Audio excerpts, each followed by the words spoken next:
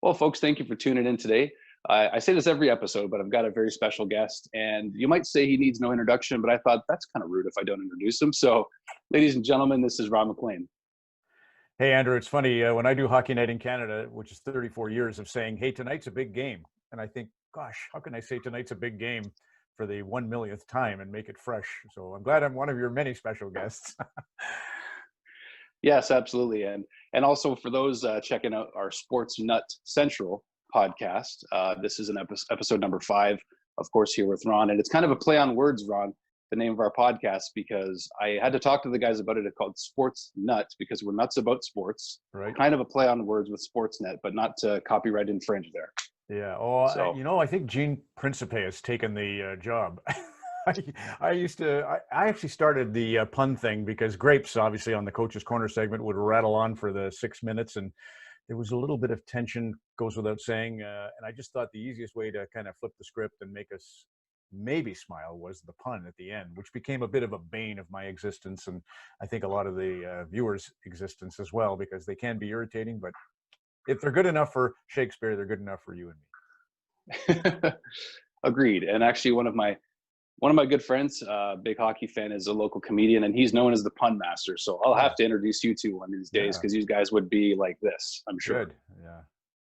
So musically, we just spoke a moment ago about my first concert, which I was happy to share with you, is the Eagles because that's one of your favorite bands. So just tell us a bit more. I know you're a Hip fan of Eagles. Who else are you into musically that we don't know about? Well, a lot of the Canadian artists, for sure. I was a DJ before I became a host on hockey broadcasts. So for 9 years, in fact, I was even the program director at CKRD in Red Deer. And we had to play a quotient of Canadian music. On AM radio, it was 20%, and on FM radio, it was 33%. And we charted the songs as the hours went by to make sure we were meeting our Canadian CanCon, it was called, Canadian Content Regulations. But that actually forced me to learn to love Canadian artists. Like my first show was April Wine at the Memorial Centre in Red Deer, Alberta. And I saw the Stampeders, a Canadian act, shortly thereafter, and lots of 70s. I was saying to you, Andrew, I feel like right now, because hip hop music's been the new rock for a good 20 years, it's been absolutely on top of the charts for 2 decades. And it's not really been in my mind, which is almost like growing up in the 60s and not knowing there had been a British invasion, missing the Beatles and so on. I feel it's been a revelation the last 3 months doing the In Conversation series to have hip hop artists, to have John Sally, a former NBA player, was a real driving force in helping to facilitate the beginnings of hip hop music. That has been a great thing. But back to the Eagles. Last Resort's my favorite song. Did you see Bob Dylan just recently did an interview and cited Pretty Maids All in a Row as maybe the greatest song ever written? So that, I mean, the Eagles' track record speaks for itself, but I love Last Resort for the simple premise, call someplace paradise, kiss it goodbye. And I love the Tragically Hip for the song The Wherewithal, which is a similar sentiment about I always love that guy. He's not on TV anymore to get out before he had the wherewithal. And that's, kind of a Shakespearean idea of vanity of the, bonfire of the vanities, that, whatever vanity starts to rule your life, how do you tame that vanity? And I always love that. Hey, did you have the chance to ever meet Gord Downie? I feel like the Oh, answer is many yes, times. but Yeah. Oh gosh, just I got to see him. My most famous meeting was the first of the 10 shows that closed his life. Was held in Victoria, and I went to that show, and then we went to the Empress Hotel bar afterwards, Gord and his brother Patrick, and had a great conversation. That was the year I was coming back to Hockey Night in Canada, 2016, as kind of the principal host. Just had a memorable conversation about him saying, Ron, if you elevate Nick, Kelly, and Elliot, which is right back to my initial teachings from a guy named Wayne Barry, let your guest be the star. So it was funny to hear Gord Downie, but I'd met him many times. And one time I was at a golf tournament in Elmira. Dan Snyder, who was killed in a car accident, he was with Danny Heatley, and they had a car crash in Atlanta. So we were doing the Dan Snyder Memorial Golf Tournament, and Gord always supported that, as did Pearl Jam. It was amazing, the rock acts that came out to support Dan Snyder's situation. And I remember I was quite hungover. I was coming from PEI and at the Brad Richards golf tournament, and I had been up till like 4 in the morning, maybe an hour's sleep, and then I flew direct to Toronto and drove to Elmira to do the golf tournament. And there comes Gord Downie on a golf cart the other way, and he had his fingernails and toenails had been painted by his kids, crazy stuff. And just to see Gord Downie was like, it's going to be okay. That's the way he was. He had that impish grin and that genius, that penetrating, loving genius. So what a guy. He encapsulated what it meant to be Canadian, and I think you're in the same vein, Ron. Yourself and Tara have the chance to tour the country and really get a sense from every province, every territory, every town that you can to encapsulate what it means to be Canadian. What can you say about what it means to be Canadian at this point after just almost 6 seasons in? Well, it's funny. Tara grew up moving around a fair bit. She was in Halifax, Montreal, Toronto as part of her youth, and I was an Air Force brat. And both of us were kind of only children. Tara has siblings, but she had a considerable window where she was the only one in the family, child that is. And I was the only son of my mother and father, Ron and Lila. So I was always being uprooted, and my sort of life would implode. I'd lose the group of friends I had at school. The hockey team I had made is gone, and I got to start anew. And what I think I feel most about Canada is its expanse and the improbability that a kid from Murray Harbor, Prince Edward Island, Brad Richards, or Petty Harbor, Newfoundland, Alan Doyle of Great Big Sea, or Steve Nash of Victoria and the Courtnall boys of Victoria, the odds of them making it seem far-fetched, but of course they're not, because of the way we have stitched the country together through things like hockey and music and comedy. That's what you observe. And then the revelation for both Tara Slone and myself was for sure. And maybe it coincided with Idle No More and Truth and Reconciliation, but just had an incredible awakening with respect to the First Nations doing this tour. I always say it was Tara's idea to do the land acknowledgement to open the show, which we do. And I can say Chief Stacy LaForme at Mississaugas of the Credit, the land on which we're doing this podcast, he's been a mentor to me to discuss ethics. And that goes right across the country. I could point to Catherine Tenise in Cranbrook, to Glenn Hudson, Chief Glenn Hudson at Peguis First Nation, to Tanya Willard out in Kamloops and Merritt. These are all confidants now, bringing their wisdom, right? Their 10,000 years of wisdom to sort of change the lens through which I read about and think about ethics. Now, it makes me think of, I'm not sure exactly when this was, but Gord Downie, I mean, need you help me with this one, but it looked like he was sworn into one of the First Nations and he was extremely emotional and Yes. just powerful, powerful moments. Would you be able just to talk about that? Yeah, the Downie Wenjack. So Cheney Wenjack is a young boy who it's up near Kenora, Ontario, is where his First Nation is situated. And he went to try and walk home from a residential school and perished. And so Gord Downie, he went to hear the story of Cheney Wenjack. Was made an honorary chief, was given the name that represented the stars in the sky, night full of stars. And he always said, as he went to do the last of the 10 shows, which was in Kingston, and I introduced that show from Rio de Janeiro, it was one of the most surreal experiences of my time. Anyway, Gord, they captured him on the film, long time running. He's thinking as he hits the stage, he knows he doesn't know his song lyrics anymore, but he knows he's got a teleprompter for that. He also knows he has one message he wants to convey to the audience, to the big Canadian audience, all the viewing parties, and it's a 2-word message. And he's just hoping he can remember the 2 words. And the 2 words are First Nations. That's all he wants to get across in that final show is, we have to do more for the First Nations. It was so moving, so well. I'll show you here in behind on my bookshelf. That whole section of books right there, that's all First Nations information. Those are books from Tanya Talega and Tanya Tagak and John Ralston Saul, The Comeback. There's obviously eagle feathers and beaded pendants, and that just gives you a sense of how deeply I've been affected. I know Tara and all of our Rogers Hometown Hockey crew have been impacted and affected. And Gord Downie, one of the great first champions. There's now a thing called a legacy space all across the country. There are Downie Wenjack legacy spaces put in like the Rogers One Mount Pleasant building, where it's inlaid with the Indigenous history, and there are artwork examples to just give you a place to go and reflect on those 10,000 years. Had the chance to speak with Tara not too long ago, and just an amazing heart she has. I mean, I'm not just to pump up her ego. It's actually a fact.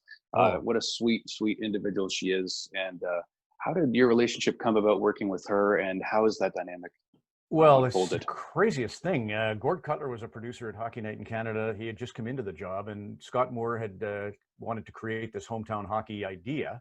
and not just Scott, but I think there were a few people. Still, it was kind of Scott as a driving force. And so they set up a meeting at Starbucks in downtown Toronto, right next to the CBC building, and it was Tara and me.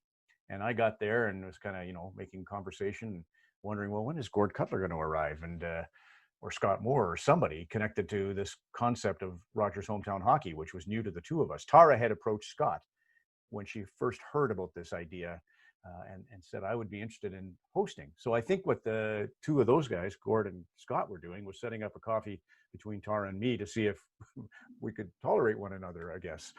And I went away from the meeting not knowing what the meeting was for, other than potentially that.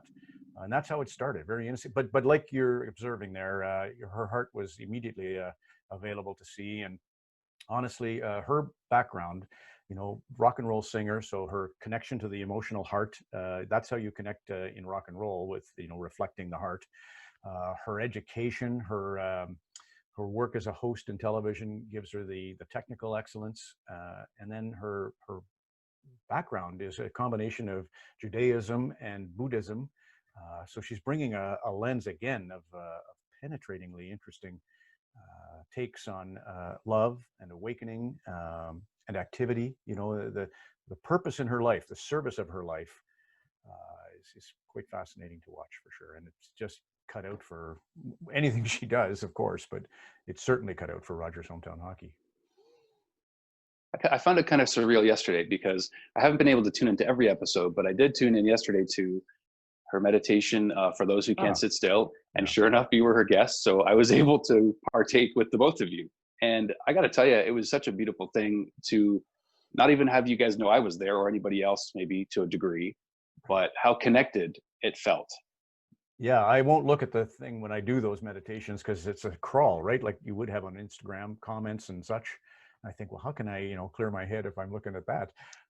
Tara has to because she's the host. But it's a great example of what she does. And now you heard us mention her new show starts Sunday on Sportsnet 1 and Sportsnet Now, which is called The Top of Her Game. And there's, again, just an element of, in this case, she's a devout feminist in terms of opportunity, space for the female story, the female lead. And so, yeah, that'll be a great series for Tara to host, and born to it again. I do have a copy of one of your books here. The other one is digital because during COVID, even Amazon Prime does not work as fast as it would like to. Right. But got Hockey Towns here, and I have to say I did skip ahead a little bit to read the St. Catharines and Niagara Lake chapter because I am a Niagara guy, of course, and learning about Gary Cheevers, and then of course a story that I was surprised by, and that was the Konopka family. Yeah, Zenon Konopka. That his background, he's kind of, again, with Tara's story and her grandmother. If you don't know, Tara's grandmother was, she was qualified to go to McGill. They had a quota of Jewish students at McGill back in the day, and she made it. She made the cut, but her father said, no, it's not for you. You should be a teacher or a nurse or a mom. We don't need a litigator. And that was kind of a driving force in Tara's life. And it's the same with the Zenon Konopka family story, to come over to escape oppression, to have a guy like him who was an ultimate warrior, captain, winemaker. It's really a great story. So I'm glad you got to see that one. Yeah, I mean, just the ties back to World War II, Polish occupied, or I guess it was German occupied Poland. Correct. And just Big Z passing away years later, Zenon Konopka writing down, I want to make the NHL. And then sure enough, plays for the Niagara Falls Thunder here in town, Junior B Canucks. And then you didn't want to end his story that way, Ron. So did he reach out to you and thank you for that? Absolutely. Yeah, I haven't got it yet, but we have a box of wine as a payback, as a thank you. But Zenon doesn't need to do that for me. I think the world of him, always have and always will. And that's a great thing about our little fraternity. You get to know these stories. And I will say, one of the again revelations of Black Lives Matter. I saw Pinball Clemens do a little thing recently. I belong to a group, many speakers agencies, I suppose, but this was Speaker Spotlight, and they had a 6-person panel on Black Lives Matter after George Floyd's killing. And Mike said, well, I'm to blame because I forgot what it was like. I got status and I got busy, and I forgot to tell the stories or listen to the stories. And that's, I think a lot of times, Andrew, we go through life superficially. That's where the Konopka story, that book, is filled with stories. And Kirsty McClellan Day obviously helped shape and craft it. She's got the gift of concision that I haven't. But we do tend to float through and just kind of live by the economic engine, and we serve it instead of a sort of a setup of our world that would serve us and connect us and then deepen, instead of just respecting your neighbor, you truly would love your neighbor, and that means you'd find out about your neighbor. So it was great to have Zenon share. And Cheevers, oh my God, Jerry. I could go on about St. Catharines area, like Doug Favell. The first time I went over to the Buffalo Sabres games, I used to do an intermission segment. Joe Crozier was Don Cherry's old coach, and out of the clear blue sky, Joe was working in public relations with the Buffalo Sabres. He said, Ron, would you consider coming down and doing an interview segment on the Jumbotron, maybe 4 times a year? It's Joe Crozier, Don's old coach. All right, I'll go. And so I interviewed Teeter Kennedy from Fort Erie, of course, Port Colborne, but he was working at the track in Fort Erie, and Doug Favell, and just great. That the hockey connections there are, fantastic, and some of them connect to me in the funniest ways that I'm very proud of. So we know that the narrative for the game of hockey and sports is just it's going to change. Long story short, and how do you see that happening for Hockey Night in Canada going forward? What's your vision of how things are going to look? Well, that's a great question, Andrew, and it's not really my place to form an opinion on it, or to at least publicly. But I think you can feel the movement afoot to be more inclusive, diverse. Those are automatics. I think we went through bless Don's heart. We went through the most difficult thing, because Don did so much to build excitement. He's such a great performer, but that cultural shift that was happening in our world kind of left us in the dust, the coach's corner, both of us. And I think that's, what I've obviously wrestled with this particular topic for however many months it's been. And I kind of come back to Don's beautiful awareness of knowing your audience and being able to reach his audience. But there's a difference between knowing your audience and reaching them, and loving your audience and doing what's right by them. And I think we got caught, or Don especially maybe got caught, just so convinced that his audience couldn't endure a shift away from the, and I have to buffet this by saying, when I go up to Yellowknife, the First Nations there, the chief spoke and said, I really miss Don Cherry, so he had such an emotional connection to the oppressed, or the marginalized, the minority. He felt like the anti-establishment, and that made him the conduit that was actually effective in reaching the viewer. So it's a real interesting thing that happened. And in the end, and I was down in Welland when this all shook down, doing Rogers Hometown Hockey.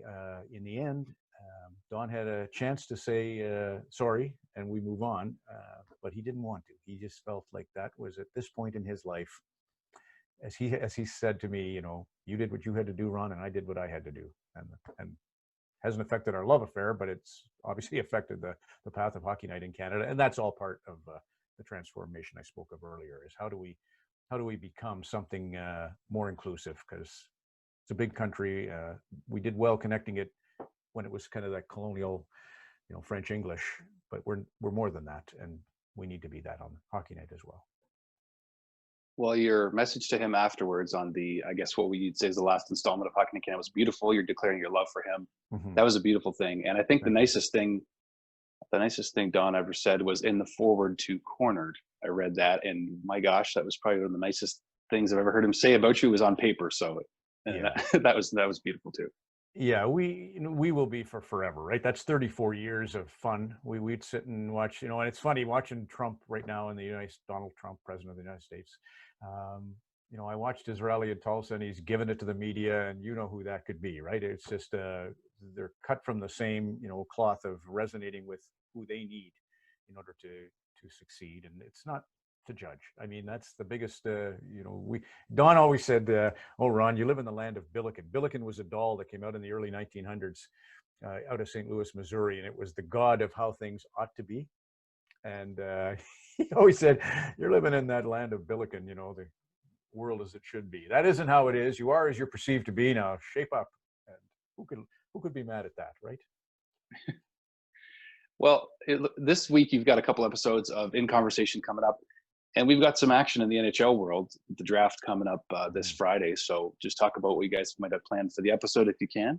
Yeah, Friday's episode will deal with the draft lottery. You're not exactly sure, technologically speaking, as you and I were discussing, you're using two devices and Zoom technology to facilitate this. I think we'll flip over to Skype on Friday to do a show that will involve all of our crew, as many as we can. It's kind of an exciting day around the hockey scene because of the draft lottery.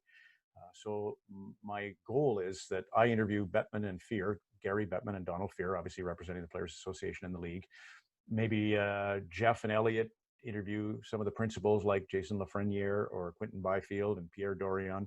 Maybe David Amber or Carolyn Cameron take on another aspect of that story and just sort of point us towards July 10th and training camp and update us on what may have come out of Gary Bettman's address that night. We might find out the hub cities that night.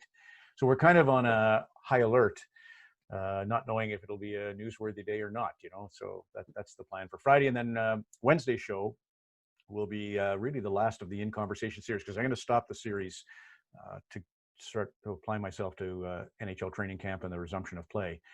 Mark Tewksbury and Shea Smith. Shea is a sprinter bobsledder, and Mark is a former gold medalist in backstroke at the '92 Olympics in Barcelona. And that'll be a chat about, you know, his seminal book. I'll show you right here. Inside Out was Tewksbury's book. That he came out in 2000, and I know I talked to him about it during the Beijing Olympics in '08, and I got kind of criticized in the Globe and Mail and elsewhere for talking like that because the audience wasn't ready to hear about gay rights back in 2008. Times are changed, and they keep changing.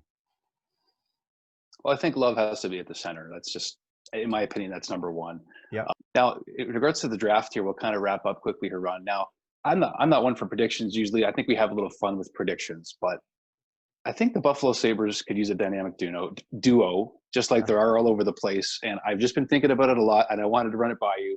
Seeing Jack Eichel alongside Alexei Lafreniere. I know it's a prediction, and I don't even know if it's going to come true, but would you see something like that for Buffalo? How good would that be for a team like that? Oh, it would be fantastic. You know, it's one of the reasons I think Edmonton's got a great chance to win the Stanley Cup this spring or this autumn. Isn't that funny? I just think that dynamic duo now, it doesn't happen overnight. Malkin and Crosby finally sort of gelled, obviously in 2009, although they were close in '08.